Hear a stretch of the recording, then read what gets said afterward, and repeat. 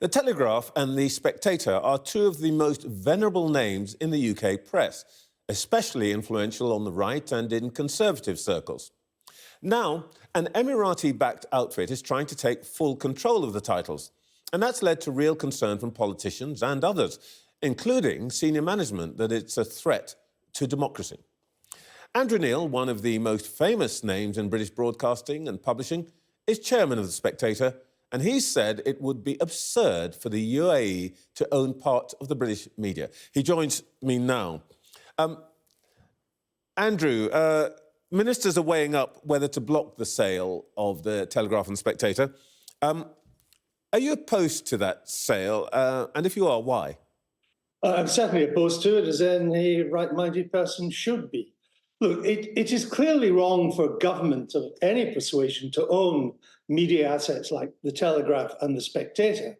It is even more wrong for it to be a foreign government that would own these two British media assets. And it is above all wrong, beyond the pale, for a foreign dictatorship to own British media assets in our democracy. After all, Trevor, if the UAE can own the Telegraph and the Spectator, why should President Putin's Kremlin not own Sky News?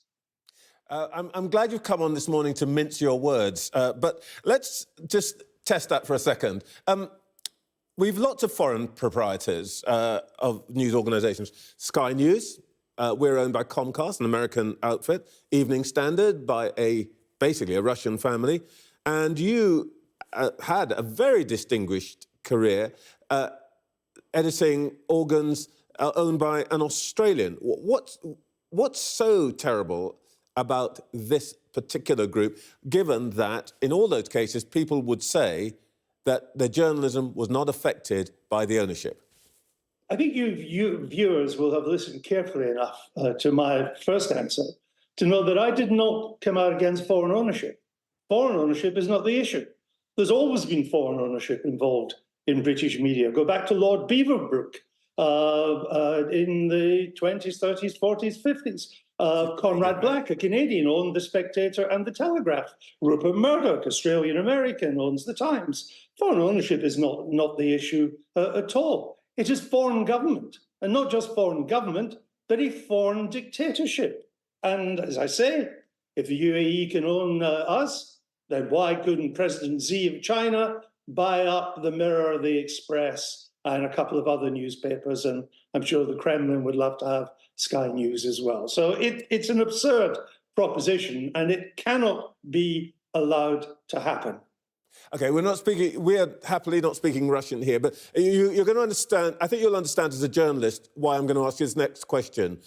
If there is a sale, whoever it's to, will you personally benefit financially? No, I won't. Well, I guess if I said I would stay on, then they may cross my palm with silver, yes. But if the UAE takes over the Spectator, I will not stay on. I cannot work for a foreign dictatorship. And I don't think you would work for one either. I don't think any self-respecting British journalist can work for a foreign dictatorship. So there is no silver in this for me, but there's a matter of principle.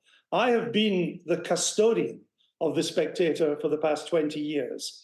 And what I've tried to do is protect the editor's independence, even from proprietors, but also from advertisers and powerful vested interests and readers as well. And I've tried to keep what makes the Spectator special. It is in the mainstream of British centre-right politics, but it has a radical edge to it as well. And you need to understand what makes it special. Spectator was the only mainstream British publication to side with the North against slavery in the American Civil War. The first British mainstream publication to campaign for the decriminalisation of homosexuality in the 1950s. This is important. You think the UAE would allow that to happen? I don't think and the first one to call for an amnesty for illegal immigrants in this country. I don't think anybody will doubt the Spectator's bona fides. Let me just ask you one other business question very quickly. Have you thought about a management buyout? You cannot do a management, we have, but you cannot do a management buyout when you're dealing with a trophy asset. Because someone, Rupert Murdoch, Lord Rothermere at the Mail, or even the UAE and Jeff Zucker, who's fronting this for them in the United States, will always pay way more than the financials would justify. So an MBO, as they call it, is just not possible, I'm afraid. All right. Well, let's see how that develops. Let's talk about politics. You'll still be covering politics, whatever happens. We first met long time ago when you were editor of the Sunday Times, and then and still now, I think you've had access to every Prime Minister, including this one. Leaving aside the sort of big politics for a moment, how do you think Sunak is coping with the job? I think he's struggling to do it. I think Mr. Sunak's a decent man. He's very hardworking. I think he's a British patriot. He has many of the attributes you would hope in a Prime Minister, but he doesn't seem to be that great a politician. And he doesn't seem to be able to change the weather in any way. No matter what he does, it doesn't seem to move the dial. Labour's lead is now baked in, and it doesn't move. Now, I think as the election approaches, that lead will come down, but it will still be big enough on everything we know at the moment to give Labour an overall majority for the next 5 years. And it seems to me that is now pretty unstoppable. I don't think the majority might be as big as the current polls suggest, but it will be big enough for a 5-year term. What do you think has gone wrong for the Tories? I mean, we've been showing a graph this morning, which I found very, very striking. In 2010, 40% of people between 25 and 49 voted for the Tories. Today, in that cohort, they're polling at 10%. I mean, that's existential, isn't it? It is existential. You add in the fact that Labour is now doing well in Scotland too, where they haven't done well for a long while. When Labour does well in Scotland, they tend to become the government of the United Kingdom. Then that's what, in my view, makes it pretty much unstoppable. Look, we live in a febrile world. Who knows what will happen? But as you and I sit here this morning, that's the way it looks to me. And I think when you look at it, I mean, they've basically just lost the plot. And people have run out of patience with them. And it's all very well, Tory cabinet ministers coming on to your programme to say, this has gone wrong, we need to do this, we need to do that. They've been in power for 14 years. Why haven't they put it right by now? How long do you need to put it right? I think they've just lost credibility. I remember Jim Callaghan in 1979, Labour Prime Minister, when he was said, look, you might still be able to beat Margaret Thatcher. And he looked at his advisor and said, you know, sometimes the weather just changes and there's nothing you can do about it. And the weather has just changed for us. And of course, Mrs. Thatcher won. And I think that is going to happen again this time. And it will be like 79 too, in that in 79, people didn't vote for Margaret Thatcher. They voted to get rid of Labour. And this time they're going to vote to get rid of the Tories and not necessarily vote for Keir Starmer's Labour Party.